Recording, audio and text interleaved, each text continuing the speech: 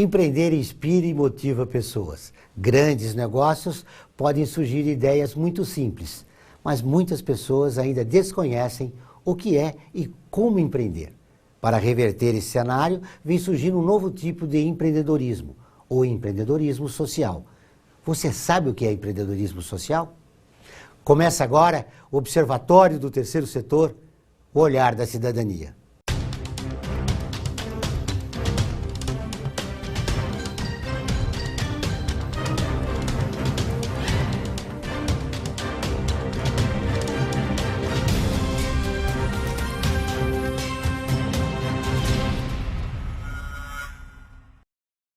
No Observatório do Terceiro Setor, você acompanha o trabalho das entidades de interesse social e os personagens que constroem pontes para um mundo melhor.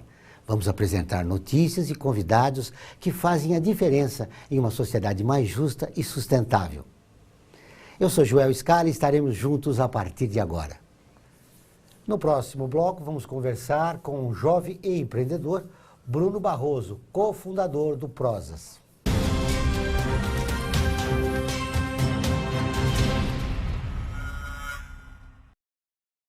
A vida nos traz muitas conquistas, mostrando que todo conhecimento e esforço compensaram em cada detalhe, cada emoção. Estudar na FIA me fez crescer profissionalmente e a conquistar um objetivo maior, que foi a felicidade de ajudar meus filhos numa carreira brilhante. E a FIA compartilha esses sonhos com a melhor estrutura, corpo docente e networking que conduzem ao sucesso e à felicidade. FIA, sua maior conquista. Olá, eu sou Laura Gelbert, da ONU News. Notícias das Nações Unidas e do mundo você acompanha na página e nos programas do Observatório do Terceiro Setor, parceiro da ONU News. E para acompanhar diretamente a ONU News em português, acesse nossa página e redes sociais. Até lá!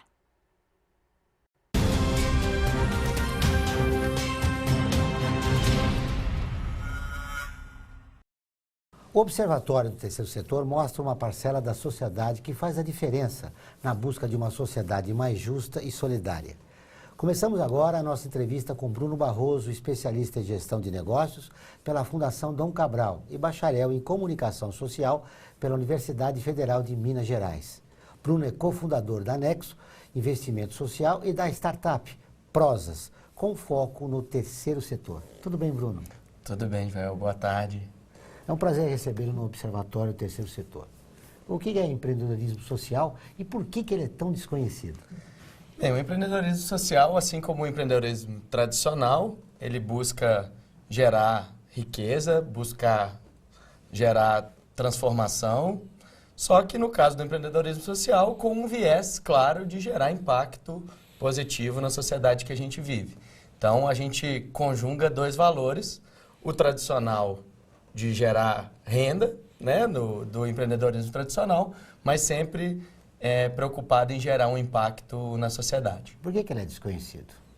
Eu não diria até que ele está crescendo, né? A gente acaba, inclusive, de voltar de um evento que a gente teve hoje de manhã no Google Campus, para falar justamente de startups na área social. Eu acho que é um campo que está crescente, você tem diversas iniciativas surgindo, o Prozas é uma delas, ainda muito jovem, mas acaba que muitas vezes as pessoas ainda não sabem como conciliar a lógica tradicional das empresas com o lado social. E a gente mostra que é possível fazer isso, assim como outras startups que estão por aí. A tecnologia é fundamental para o crescimento do terceiro setor? Sem dúvida. A gente tem um dado recente, por exemplo, que mostra que mais de 60% das organizações do Brasil não tem um site. A gente está falando de um universo hoje de mais de 300 mil organizações. Então, assim, isso já é um detalhe, é um dado que mostra que elas estão apartadas. E quando você cria um negócio que é focado em tecnologia para atender esse setor, é uma quebra de paradigma, mas também uma coisa que responde a uma tendência global, né? O mundo está se informatizando, está virando tecnológico e o terceiro setor não pode estar à parte disso. Como começou esse trabalho com Prozas? O Prozas, na verdade, ele é o desdobramento de uma outra experiência empreendedora. Em 2011, eu fundei, junto com o sócio, Thiago Alvim, a Nexo Investimento Social. A Nexo é uma agência de investimento social que a gente trabalha para dois lados da cadeia. Por um lado, para o investidor social, e aí eu estou falando de grandes empresas como o Itaú, a Gerdau, a Votorantim. E do outro lado, a gente está falando de organizações do terceiro setor. Hoje são mais de 65 organizações do terceiro setor que a Nexo atende em 12 estados, apoiando principalmente estratégias de captação de recursos. E a partir dessa experiência, a gente identificou algumas dores no dia a dia, tanto dos investidores sociais quanto das organizações do terceiro setor, e a gente resolveu criar uma solução, uma tecnologia que pudesse resolver algum desses desafios do dia a dia com escala. Então, foi daí que nasceu o Prozas. O problema da captação de recursos é um grande problema no terceiro setor. Quais as dificuldades que vocês estão enfrentando para colaborar e ajudar essas entidades de interesse social a captar recursos? A captação de recursos é um trabalho de longo prazo. Não adianta a gente pensar que a instituição vai resolver captar recursos e no dia seguinte vai ter isso pronto, né? Assim, mas a gente sabe que mesmo as organizações que estão se organizando, que têm um porte para realizar a captação de recursos, muitas vezes elas não têm acesso a essas fontes de financiamento, né? Contar um pouco da nossa história, a gente nasce em Minas Gerais, atendendo organizações do terceiro setor em Minas Gerais, que vamos dizer, é quase fora do eixo, né? Rio e São Paulo, mas está ali ainda, tem grandes proponentes que conseguem chegar aqui em São Paulo, mas que muitas vezes a grande maioria, quando você pensa às vezes no Nordeste, no Norte, ou mesmo organizações de menor porte em Minas Gerais, muitas vezes não conseguem pegar um avião e vir aqui para a Avenida Paulista conversar com um grande banco, ir para o Rio de Janeiro conversar com uma estatal. Então a gente resolveu criar um espaço online que a gente pudesse reunir no mesmo lugar essas organizações, essas empresas que hoje investem na área social e que muitas vezes têm dificuldade em encontrar bons parceiros lá na ponta. E por outro lado, a gente reúne no mesmo espaço diversos investidores sociais que vão ali deixar claro que tipo de projeto eles estão buscando, e o Prozas vai ser vamos dizer, o fluxo de recebimento dessa proposta. Vai ser uma ferramenta para que eles gerenciem o seu processo de investimento social. Pequenas e médias entidades de interesse social são um alvo, né, desse novo sistema que vocês implantaram. Quem está assistindo do outro lado, falando, como é que eu faço? Já não é imediatamente que eu vou conseguir recurso, mas qual é o pontapé inicial? O que eu devo fazer para me viabilizar? Assim, pensando enquanto plataforma, é muito simples. Assim, a gente criou o Prozas de uma forma que seja acessível e gratuito para a organização de qualquer perfil. Então, basicamente, hoje você acessa o Prozas com o seu perfil de Facebook ou fazendo um cadastro simples.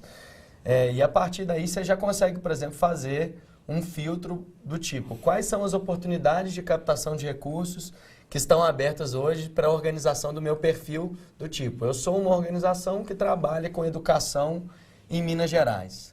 Quais são os editais que estão abertos para mim hoje? Quando eles vencem? Que tipo de público-alvo esses projetos estão buscando? Porque o que a gente começou a ver, e principalmente nesse 1 ano e meio que a gente está com o Prozas no ar, é que muitas vezes não falta recurso para o setor social. Muitas vezes falta o acesso a essas informações de onde está esse recurso. O problema é a comunicação. O problema muitas vezes é de comunicação. Então a gente resolveu, dos gargalos que a gente resolveu atacar com essa ferramenta é justamente diminuir essa assimetria de comunicação que existe em muitas oportunidades. Desde quando vocês estão realizando esse trabalho? Com o Prozas já tem 1 ano e meio, a Nexo ela já é mais antiga, né, que deu origem a isso. Ela é de 2011 e o Prozas está no ar já tem 1 ano e meio, foi em junho de 2015. A gente já tem números consideráveis de lá para cá.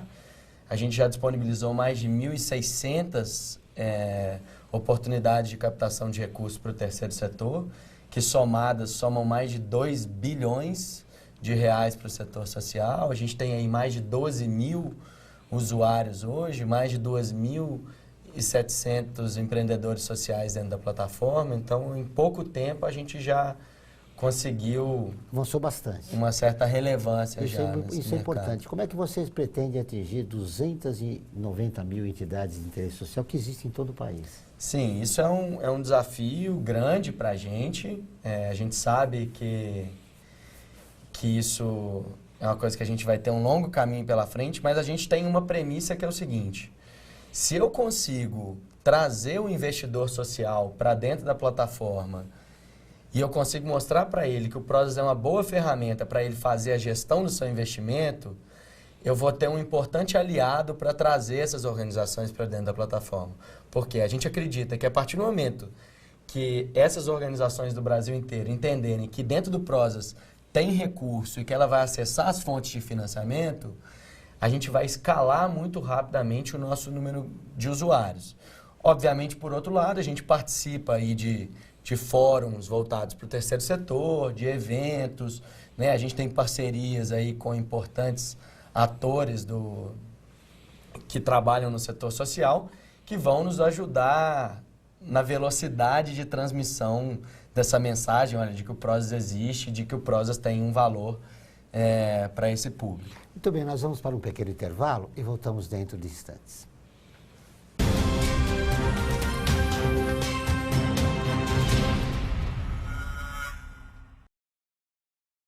A FUNASP colabora com a USP nas relações entre fundações por meio de fóruns, simpósios, seminários, pesquisas e intercâmbio de informações, além do seu investimento na área social.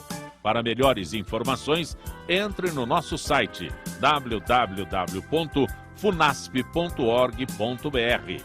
FUNASP, um marco entre o universo acadêmico e a sociedade. Internacionalizar a economia afeta o seu emprego? Para onde vai o Brasil? Ter opinião sem análise é só repetição. Repetição, repetição, repetição, repetição, repetição, repetição, repetição, repetição. Informação é importante. Análise é fundamental. Le Monde Diplomatique Brasil. Independente e crítico.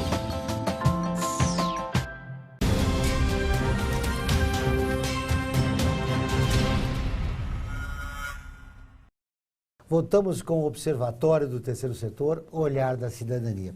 Bruno, a entidade de interesse social que já conseguiu, através da plataforma do Prozas, o recurso, aí vem uma nova etapa. Exato. Na verdade, o Prozas hoje ele é uma ferramenta, né? Então, o investidor social que usou o Prozas para selecionar os projetos, ele tem depois condição de pactuar, por exemplo, com esse empreendedor social, quais são as metas dos projetos, por exemplo.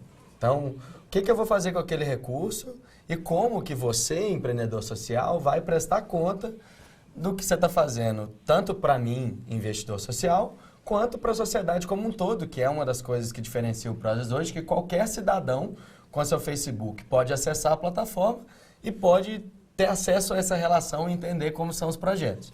Feita essa pactuação das metas, esse empreendedor tem condição ali de alimentar o sistema com evidências do que está acontecendo no projeto dele. Seja fotos, seja textos, arquivos que são importantes, um relatório. Então, essa relação ela passa a ser pactuada e a gente passa a ter um grande repositório de informações que vai ajudar a ONG até a se organizar no momento de executar esses projetos. A grande dificuldade da ONG realmente dar uma resposta depois que chegou o recurso. Isso é fundamental para a profissionalização do terceiro setor. Sem dúvida nenhuma. E a gente nota que muitas vezes, pelo fato até do investidor social ter equipes muito enxutas em alguns momentos e faltar ferramentas específicas para fazer a gestão desse processo, ao ter o Prozas, ele inclusive passa a ter mais condição de cobrar isso desse empreendedor social. Porque eu já estive do lado da organização do terceiro setor. Quando você tem uma cobrança no sentido positivo do seu financiador, de que você preste conta, de que você organize as informações, o PROSAS ajuda justamente para isso. A partir do momento que você pactuou ali uma meta e que você tem uma periodicidade para prestar informações daquilo, você passa a se organizar para periodicamente, em vez de ficar um monte de foto do evento tal que você não armazenou direito, ou aquele relatório que você deveria ter feito e não fez, mas o patrocinador também não te cobrou, o sistema começa a automatizar esse processo de cobrança, de acompanhamento do projeto. Nesse contexto, é fundamental a chegada do marco regulatório. Sem dúvida nenhuma. O marco regulatório, principalmente se pensando que um dos públicos que o PROSAS hoje ainda não conseguiu alcançar, mas que na nossa origem, desde o início, a gente quer atender, que são governos, né? O marco regulatório fala claramente que relações entre Estado e organizações do terceiro setor passam a ter que ser iniciada com chamamentos públicos, que são justamente a base em torno do qual o PROSAS se organiza, que são os editais, e da necessidade de se dar transparência para essas relações, né? Hoje, injustamente, muitas vezes paira uma nuvem em cima do terceiro setor, e a gente quer mostrar justamente que tem a grande maioria desse setor social fazendo um trabalho sério e dando transparência para essas relações, seja com o poder público, que já aí passa a ser agora com o marco regulatório uma exigência legal mais do que nunca, não que antes não fosse, né? Mas também para o setor privado. É importante o setor privado dar transparência para essas ações. Você falou em dificuldades, ainda você encontra muita, né, em relação à credibilidade no terceiro setor? Sim, ainda se encontra muita dificuldade. A gente tem um dever de casa aí grande com a plataforma, que é de criar condições para que as organizações sejam mais transparentes, disponibilizem ali, por exemplo, o seu balanço, a composição da sua diretoria, do seu conselho, né? Então, mostrar justamente essa governança das organizações e, num segundo momento, a gente quer. Por que o cidadão está dentro da plataforma hoje? Porque ninguém melhor que o beneficiário desse investimento para dizer, olha, essa organização está gerando um impacto na minha vida? Esse projeto está tendo uma influência positiva na comunidade onde eu vivo? Que hoje, em qualquer processo de avaliação, seja de um financiador público, seja de um financiador privado, muitas vezes o beneficiário desse investimento fica apartado desses processos de avaliação, né? Então, eu acho que isso, a partir do momento que a gente tiver uma massa crítica e um volume de informações sobre as organizações ali dentro, e que a gente espera ter em pouco tempo, eu acho que isso vai ser muito positivo para essas questões de confiança, de credibilidade, né? Principalmente em relação não só ao investidor público, como ao privado, né, que precisa de informações para investir na organização. Já chegaram muitas organizações de interesse social que já conseguiram verba com vocês, nesse tempo que vocês estão realizando o trabalho. Que projetos foram aprovados, na sua maioria? Na educação, na saúde? A gente consegue falar, acho que é mais fácil até falar nisso no viés do tipo de oportunidade que eles encontraram ali, né? Então, por exemplo, a gente já teve editais lançados dentro da plataforma que o objetivo era encontrar, por exemplo, organizações do terceiro setor que trabalhassem com a temática da infância e da adolescência. Então, por exemplo, um laboratório que forneceu exames laboratoriais gratuitos, que é parte do core business dele, para as organizações do terceiro setor. Então, organizações voltadas para a infância e adolescência.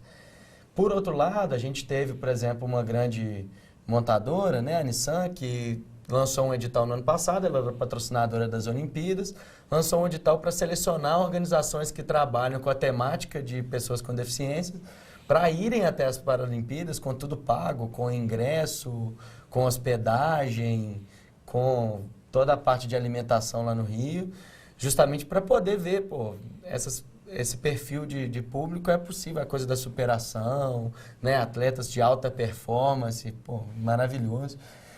E também tem recursos incentivados, né? A gente tivemos alguns editais lá dentro que foram para a lei de incentivo para a área da saúde. para a área do idoso, inclusive tem um edital aberto agora. Recentemente, aqui em São Paulo, uma professora universitária organizou um congresso de pobreza infantil. E ela disse aqui no nosso programa que teve dificuldade em captar recursos porque algumas empresas do setor privado não queriam se ligar à sua marca à pobreza infantil. Você já teve também, você conheceu empresas que foram na plataforma e tiveram essa dificuldade? Assim, na plataforma em si, não me recordo de nenhuma situação desse tipo. Mas na minha experiência profissional, até mesmo como Nexo, né, que é a agência que deu origem ao PROS, muitas vezes você vê políticas um pouco incoerentes, às vezes temas mais espinhosos, ou mais difíceis, às vezes, de causas que são, às vezes, menos comerciais, muitas vezes as empresas fogem disso mesmo. Mas eu prefiro as corajosas que, às vezes, escolhem causas mais difíceis de defender, mas que são causas extremamente... Como a própria pessoas com deficiência, eu acho que é uma causa que a gente precisa olhar mais para ela. A gente, como Nexo, inclusive, trabalha muito com esse setor das entidades que trabalham com pessoa com deficiência. Eu acho que as empresas ainda olham um pouco para isso. Num país como o nosso, com profundas diferenças sociais, onde está a origem desse preconceito em relação a essas empresas do setor privado que não querem se ligar à sua imagem a problemas sociais, como a pobreza infantil? Essa é uma pergunta difícil de responder, né? Mas assim, mas eu acho que assim, a grande questão é que as empresas hoje são grandes estruturas que têm, às vezes, investidores, são estruturas que até chegar o investimento social, até conectar isso com o acionista, com a pessoa lá que está olhando na ponta, dependendo, isso é um tema tão difícil de defender com esse corpo acionário e tal, que acho que muitas vezes as empresas evitam o conflito. Assim, eu acho que para não ter que eventualmente criar problemas até internos ou ter que, enfim, com medo de entrar em polêmica, né? Que a gente sabe que hoje em dia tem muita polêmica também quando você entra em determinados temas, dependendo da forma que você aborda, você não aborda do jeito certo. Acho que tem um certo receio aí de não trabalhar com, talvez, alguns estereótipos, algumas áreas Bruno, mais... Fechando nossa entrevista, eu gostaria de saber, nesse trabalho que vocês realizam no Prosas, que dificuldade vocês tiveram e que realizações vocês produziram que vocês não fariam no terceiro setor? Que experiência você pode passar para essas entidades de interesse social que sabem que não no primeiro momento, mas a médio e a longo prazo, poderão conseguir investidores sociais, sejam privados ou públicos? Eu acho que assim, quando a gente está falando de captação de recursos, né, obviamente você tem as pessoas físicas aí, que é um outro tema para ser explorado, mas quando a gente está falando principalmente de lidar com as grandes corporações que atuam no Brasil, a gente não capta recurso no sentido que uma ONG capta, mas a gente lida com a grande dificuldade, que é vencer muitas vezes as barreiras até ser contratado por uma grande empresa. A gente tem o privilégio hoje, depois de 1 ano e meio, de ter grandes marcas. Com essa experiência que você está me dizendo, o que você fez e não faria agora, como exemplo para quem está do outro lado do nosso vídeo, não está nos assistindo? Eu confesso que eu não tenho muitos arrependimentos do meu processo, não. Assim, eu confesso que eu acho que a gente tem que ter muita resiliência quando for lidar com captação de recursos, que é uma coisa que, mais do que o que eu não fiz, o que eu acordo todo dia de manhã e falo, o que eu preciso trabalhar, é resiliência, porque captação de recursos e venda para grandes empresas, que é o que a gente quer fazer com o Prosas, é um exercício diário de paciência, de trabalho, de mostrar resultados. Então, isso eu acho que assim, é coisa que talvez num primeiro momento a gente explorasse pouco resultados que a gente já teve e hoje a gente já consegue mostrar para as instituições, para as organizações que a gente tem um trabalho sério, que a gente tem números relevantes para o terceiro setor. Parabéns pelo trabalho. Obrigado. Obrigado pela Eu que entrevista. agradeço. O Observatório do Terceiro Setor dessa semana termina aqui. Acompanhe o Observatório pelo nosso site, observatorioterceirsetor.com.br, e pela nossa página no Facebook, Observatório do Terceiro Setor. Envie comentários, críticas e sugestões. Participe do Observatório do Terceiro Setor, o olhar da cidadania. Obrigado pela audiência e até o próximo programa.